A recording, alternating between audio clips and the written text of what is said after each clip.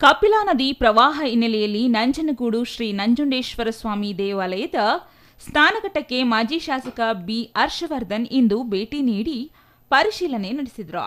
ಬಳಿಕ ಸುದ್ದಿಗಾರರೊಂದಿಗೆ ಮಾತನಾಡಿದ ಅವರು, ಕೇರಳದ ವಯನಾಡಿನಲ್ಲಿ ನಿರಂತರವಾಗಿ ಮಳೆಯಾಗುತ್ತಿರುವ ಹಿನ್ನೆಲೆಯಲ್ಲಿ ಕಬಿನಿ ಜಲಾಶಯ ಭರ್ತಿಯಾಗಿ ಸುಮಾರು 70ಕ್ಕೂ ಹೆಚ್ಚಿನ ಕ್ಯೂಸೆಕ್ಸ್ ನೀರನ್ನು ನದಿಗೆ ಹರಿಬಿಡಲಾಗಿದೆ ಎಂದರು.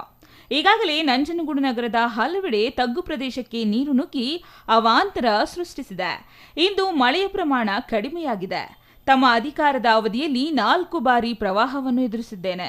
ಈಗಾಗಲೇ ತಹಶೀಲ್ದಾರ್ ಅವರ ಬಳಿ ಪ್ರವಾಹದ ಕುರಿತು ಮಾಹಿತಿ ಕಲೆ ಹಾಕಿದ್ದೇನೆ. ಸಂತ್ರಸ್ತರಿಗೆ ಗಂಜಿ ಕೇಂದ್ರದ ತೆರವು, ಅವರಿಗೆ ಎಲ್ಲಾ ರೀತಿಯ ಸೌಲಭ್ಯ ಒದಗಿಸಬೇಕು. ನದಿ ಪಾತ್ರದ ಜನರಿಗೆ ಮತ್ತು ತಗ್ಗು ಪ್ರದೇಶದಲ್ಲಿ ವಾಸಿಸುವ ಜನರಿಗೆ ಎಲ್ಲಾ ರೀತಿಯ ಮೂಲಭೂತ ಸೌಕರ್ಯಗಳನ್ನು ಒದಗಿಸುವಂತೆ ತಿಳಿಸಿದ್ದೇನೆ ಎಂದರು. ಸಾಂಕ್ರಾಮಿಕ ರೋಗಗಳು ಹರಡುವ ಭೀತಿಯಲ್ಲಿ ಜನರಿದ್ದಾರೆ.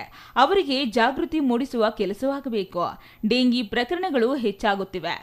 ಇದರ ಬಗ್ಗೆ ಗಮನ ಹರಿಸಬೇಕು. ಮುಂದಿನ ದಿನಗಳಲ್ಲಿ ಹುಣ್ಣಿಮೆ ಇರುವುದರಿಂದ ಶ್ರೀ ನಂಜುಂಡೇಶ್ವರ ಸ್ವಾಮಿ ದೇವಾಲಯಕ್ಕೆ ಸಾವಿರಾರು ಸಂಖ್ಯೆಯಲ್ಲಿ ಭಕ್ತರು ಆಗಮಿಸುತ್ತಾರೆ. ಅವರಿಗೆ ಮುನ್ನೆಚ್ಚರಿಕೆ ಕ್ರಮವನ್ನು ಕೈಗೊಳ್ಳುವಂತೆ ತಾಲೂಕು ಆಡಳಿತ ತಿಳಿಸಬೇಕು ಎಂದರು. ಒಟ್ಟಾರೆ ಈ ಒಂದು ಮಳೆ ಪರಿಸ್ಥಿತಿಯಲ್ಲಿ ಇನ್ನು ಬಹುಶಃ ಇನ್ನೊಂದು 2 ವಾರ ಬರುತ್ತೆ ಅಂತ ಸುದ್ದಿ ಇದೆ. ಇಲ್ಲಿ ಹೆಚ್ಚಿನ ಪ್ರಮಾಣದಲ್ಲಿ ಆದರೆ ಜನರು ಜಾಗೃತರಾಗಿರಬೇಕು ಈ ಕಡೆ. ಮತ್ತು ವಿಶೇಷವಾಗಿ ತಾಲೂಕು ಆಡಳಿತ ಕೂಡ ಮಾಧ್ಯಮದ ಮುಖಾಂತರ ನಾಳೆದ್ದು ಕೂಡ ನಮ್ಮ ಹುಣ್ಣಿಮೆಯನ್ನು ಕೂಡ ನಂಜುಂಡೇಶ್ವರ ದೇವಸ್ಥಾನಕ್ಕೆ ಸಾವಿರಾರು ಭಕ್ತಾದಿಗಳು ಬರೋರು ಇದ್ದಾರೆ.